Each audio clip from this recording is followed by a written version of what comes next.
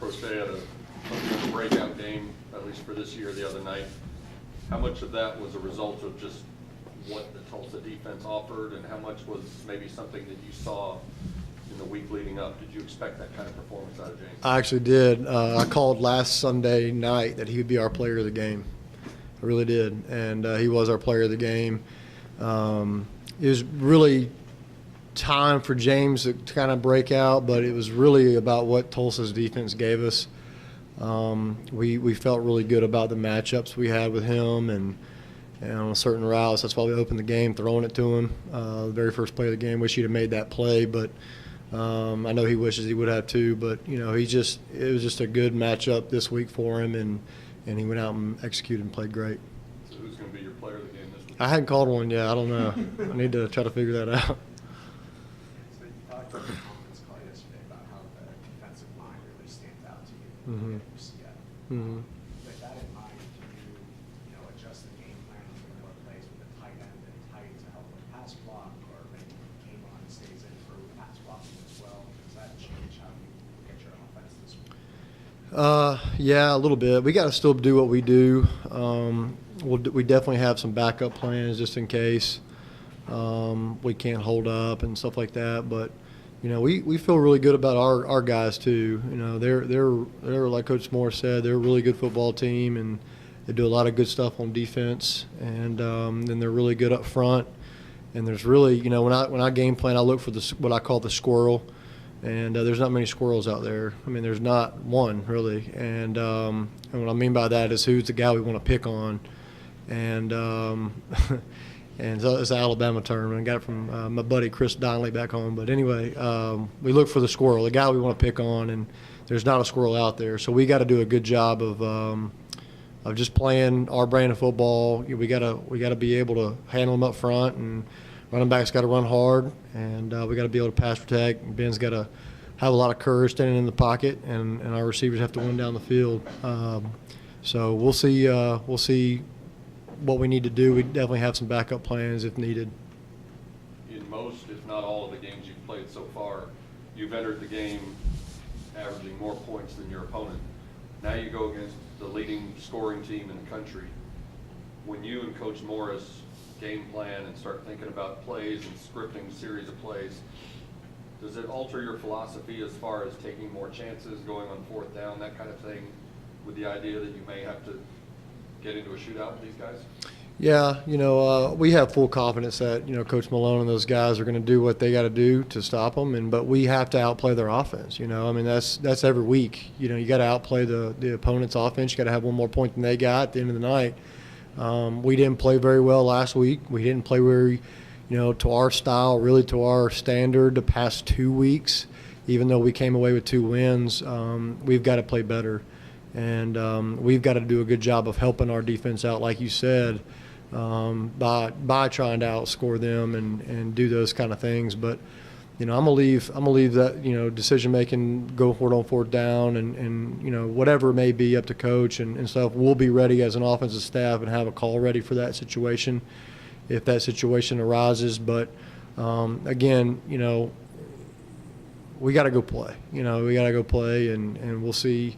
We'll see what they got when they come in here, and see what we can do better than we had the past 2 weeks. And a very not disappointed in last week's performance, because obviously we had 580 yards and all that, hoopla with statistics and all that stuff that y'all look at. But we won the game, but we didn't do it the way we should have done it. We felt like we left a lot out there. But our guys found a way to win when we really needed it the most, overcame penalties and overcame a lot of things in that game, a lot of adversity in that game that in years past we don't overcome. And but we can't put ourselves in that situation this week. We gotta come out hot, on fire, and finish out hot and on fire, and that helps everybody. That helps the whole team. So that's our job, and that's what we got to do a better job of. Different schemes of personnel, but having played TCU, does that give you any boost of confidence against a defense like this? You've already seen the defense of this caliber. Yeah, I think these guys may be even better than them, than TCU on defense. They're really athletic. They're real twitchy. There's certain spots that TCU had that they maybe have a little bit better player at, but in terms of a whole overall defense, I'd rank these guys in TCU right, neck and neck, maybe a slight edge to one. But it's going to be a tough challenge for us, that's for sure. But again, we got a good team too, and we're not in first place or tied for first place in the West for, not earning it. So we got to go play, and we'll see how the West matches up with the East, I guess. How do you split up game planning duties with your offensive staff? How do you guys break up that? On Mondays we come in. I like to watch a couple full games on Sunday afternoon, Sunday night before we get out of here. Just kind of get a good feel for who they are. We'll break up Monday morning. Coach Fry goes in and starts working on our blitz report, getting us protected, trying to keep our quarterback as clean as possible. So he'll break that down and very in-depth study. Spends a lot of time on that. Then he'll start getting into some base runs. Coach Traylor, Coach Gunn are looking at a lot of base runs, 1st and 10, base run stuff, 2nd and long stuff. I'm looking at a lot of formation, how they line up to different formations, how they adjust emotions. And then me and Coach Stepp get into a lot of quick game, base pass stuff that we can get in on Mondays that we got to work on today's practice. And then Coach Stepp will break off at some point, go look at shot plays, see what kind of shot plays we want to try to take, and he'll have some good ones drawn up. But I got to figure out a way to protect it all, me and Coach Fry. So we have to figure out which ones match up and which ones we can get protected long enough to take a shot down the field. But that's kind of how Monday goes. We'll get back in the afternoon and kind of get all of our thoughts on the board, like Coach said.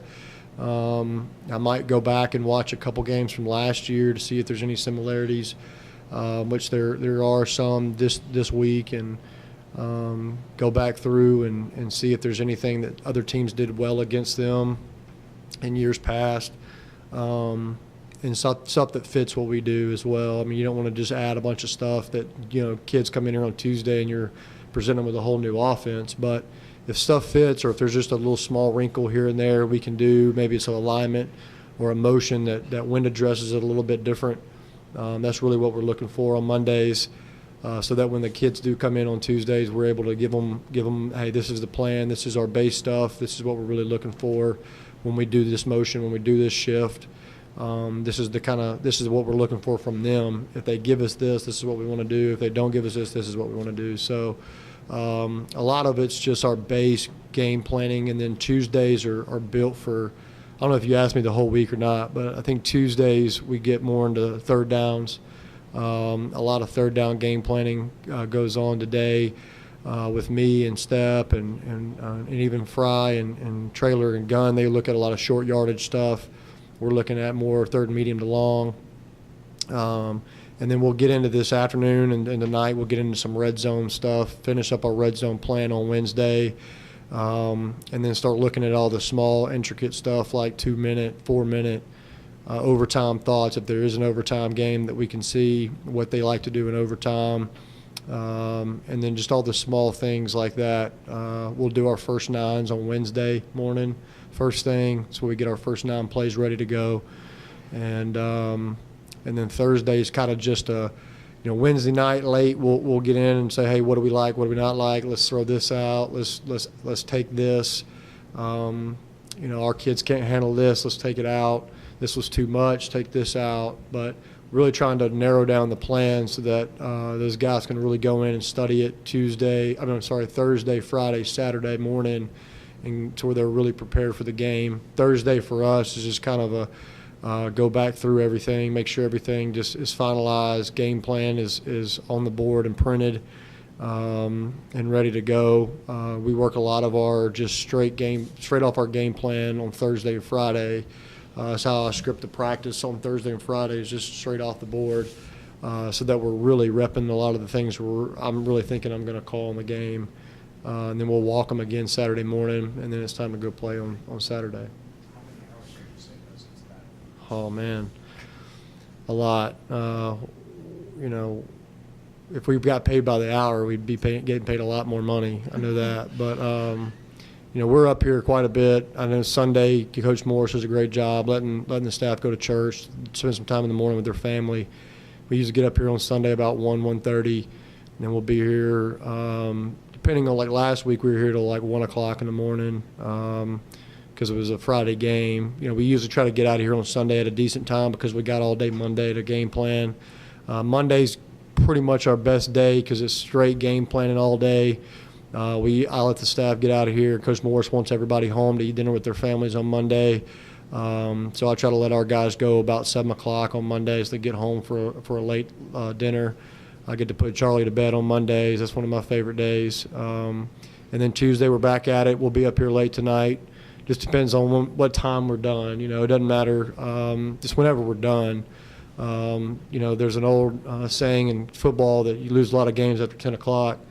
So I try to be cognizant of that. I know we've been up here till 12, 1 o'clock before, but try to keep our staff as fresh as possible. If I have to stay and do a few more things, I will, but try to get our guys out and get them some rest so they can stay as fresh as possible towards the end of the year. And then Wednesdays we'll have our family dinner night. And then after family dinner we come in and like I said, we're trying to throw stuff out. So we'll be up here till, pretty late that night too, obviously thinking about the 10 o'clock rule. And then Thursday's a pretty good day for us. I know Coach Morris gets out and is able to go watch Chandler play, and he wants all of us, home as well to try to see our family. But it's a grind, but that's why we signed up for this job. And really, to us, it's not a job. It's fun. I mean, when you get to watch football all day, it's not a job. It's a lot of fun, and even when I go home, I watch football. So I don't know really where my job ends because I just watch football all the time. But it's fun. That's what I like. It's what I love to do. It's what all of our guys love to do. And like I said, it's not a job. It's just we're having fun. And it's also fun when you got guys around you that you have fun with. You're not looking over and being like, man, I hate that guy, or that guy's terrible, or, whatever. We have a lot of fun. We laugh, we cut up, we joke, we try to solve a lot of world issues in there, as well as trying to figure out third down, red zone. So we have a good time. And like I said, it's a lot of fun in our room. You've obviously got a very productive offense. Not only have you won the 6 games, but you're averaging 41 points per game. What are the biggest differences that you see just in the confidence of your group, the way they carry themselves? Who's most different between now and a year ago? Are we still at 41? It says 41.5. Wow, I wouldn't have expected that. But it's a tribute to our guys. I mean, they've got a lot of confidence, like you said. They've got a lot of confidence. They understand the offense. They're playing well within the system. For instance, I'll just be straight up honest with you. On 3rd and 19, I don't have many calls for that last week, and we literally drew a play up in the dirt. I was trying to tell Step what I wanted from the box. Step's relaying the message to Cortland. GA Will Bryant's relaying the message to Ben, and we hit it. But it's kind of one of those things where it's in the system. We didn't work it. I didn't expect us to be in 3rd and long, 3rd and 20, 3rd and 19, so we don't really work those plays. But when it's in the system and you got guys like Cortland and Trey and James and Myron and those guys that understand what you're trying to get accomplished, and you got a quarterback that's not afraid to pull the trigger, you can get that kind of stuff done. And, and so they got a lot of confidence. I think a lot of it's because they understand what we want, what we expect. Even at practice, I had a buddy come out and watch practice, and man, he's like, man, y'all's practices are unbelievable. How many reps you get, how fast everybody's just going from point A to point B really fast, and you're getting a lot of stuff done quickly. So our guys just know what to expect in year 3, and it's not year 1 where you're having to coach, like Coach Morris says all the time, you're not having to coach daily wins of just, hey, if we can just line our helmets up right, or if we can tie our shoes in a double knot, whatever it is that we were trying to do in year one to celebrate a win, we're not having to do that anymore. We're able to actually coach football and go play. So our guys have a lot of confidence. Even though we haven't played well the past 2 weeks, I really felt like in the game of the night that whenever we needed to make a play, I looked, I said it on the headset, Coach Morris said on the headset, Coach Stepp went and relayed it, whoever it was, relayed, hey, somebody's got to make a play. And when the game was on the line, we made plays past 2 weeks. 4th and 26, 3rd and 19. James Prochet over the middle. Ben has to rip his right arm through a D lineman to throw it down the middle of James. Xavier Jones bouncing it outside and scoring a touchdown. Kamen Freeman with a heck of a spin move and score. They got called back because of a iffy hold. But the guys were making plays when the game was on the line and it had to be made. Our guys stepped up. What we got to get out of is being in that situation and having to step up and make a play at the end of the game. Let's make plays throughout the game and make it a little bit easier on ourselves when we're coming down the stretch and trying to win the game in the fourth quarter. But again, 3rd and 7, 4-minute drill. 3rd and 7, we throw a ball out there to Trey. It's a dangerous time to throw the ball because you don't want to throw an incompletion and stop the clock and give them an extra timeout. But if you hit it, which we did, and we had a good call on, and Cortland and Trey executed. We got great protection up front, and we executed it, and it was to perfection. And once we hit that, the game was pretty much over. So guys make plays. They just have confidence in making those plays. But we gotta eliminate that and stay out of those situations where we have to make big time plays in the fourth quarter. Now this week, I think it's going to be a shootout. I think it's going to be come down to the end. I think we're going to have to play great. I think we're going to have to come out, like I said, on fire and play good throughout the whole game because they're very good on defense, very explosive on offense. We've seen them. We watched them getting ready for Cincinnati when we were watching their offense against Cincinnati. So we've seen them. We know our kids know it, and but we'll be ready and expect the confidence to show up again this week as well. Anything else for Coach? Thank you, guys. Thanks.